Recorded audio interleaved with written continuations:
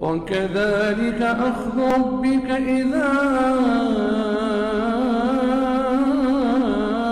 أخذ القرى وهي ظالمة إن أخذه أليم شديد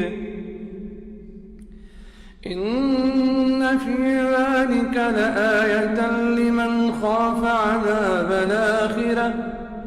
ذلك يوم مجموع له الناس